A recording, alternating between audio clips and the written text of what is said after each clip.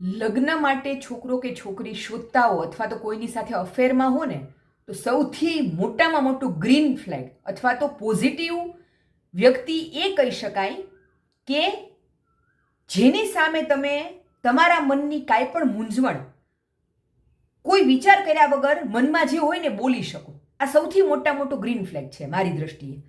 કેમ કે જ્યારે તમારે સંબંધમાં તમને એવો સ્ત્રી કે પુરુષ મળે, પતિ કે પત્ની તરીકે, જેની સામે તમારે બોલતા પહેલા જ વિચારવું પડે. કાંઈ પણ તમારે વાત કરવી હોય, તમને ગુસ્સો આવે તો તમારે ગુસ્સો દબાવીને રાખવો પડે, કેમ કે એ તમારા નાના નાના શબ્દોને પકડીને પછી વાતનું વતેસર કરશે. અથવા તો તમારે કાંઈ પણ વાત કહેતા પહેલા વિચારવું પડે કે ભાઈ આ સામે શું રિએક્ટ કરશે અથવા તો શું કહેશે. તો જ્યાં તમે મુક્ત મને પોતાની મનની વાત નથી કરી શકતા, એવી વ્યક્તિ સાથે તમે આખું જીવન ન પસાર કરી શકો.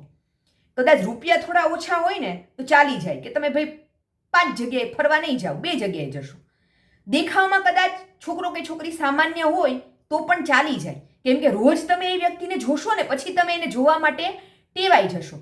પણ અન્ડરસ્ટેન્ડિંગ, સમજણ સૌથી વધારે મહત્વની છે. એટલે એવા અહંકારી સ્ત્રીઓ કે પુરુષો હોય ને કે જેને તમે 2 શબ્દ પણ કડવા કહો ત્યાં એને તરત આમ ટણી ચડી જાય કે મને આવું કીધું કેમ. તો એવી વ્યક્તિ સાથે લગ્ન ન કરવા. લગ્ન એટલે ઇક્વાલિટી હોવી જોઈએ કે છોકરીના મનમાં કંઈક આવ્યું, એને ગુસ્સો ચડ્યો, એ મનમાં જે છે એ બોલી દે એના પતિને, પતિ ચૂપચાપ સાંભળી લે શાંતિથી કે ભાઈ એને મનમાં ઉભરો આવ્યો છે, સાંભળી લેવા દે. એવી રીતે છોકરાને પણ ઉભરો આવ્યો હોય, અને પુરુષોનો ગુસ્સો આમ પણ ખરાબ હોય છે વધારે છોકરીઓ કરતાં, તો એ સ્ત્રીમાં એટલી સહનશક્તિ હોવી જોઈએ કે સાંભળી લે કે ભાઈ બોલી લેવા દે એને, પછી મન શાંત થશે પછી હું વાત કરીશ. તો આ બંને વ્યક્તિઓ જ્યાં એકબીજાના મનની વાત કોઈ ફિલ્ટર વગર એકબીજાને કહી શકે, ગુસ્સો પણ એકબીજાનો સહન કરી શકે, એ જ 2 વ્યક્તિઓ આખું જીવન સુખેથી સાથે રહી શકે. એટલે આ મોટો ગ્રીન ફ્લેગ છે.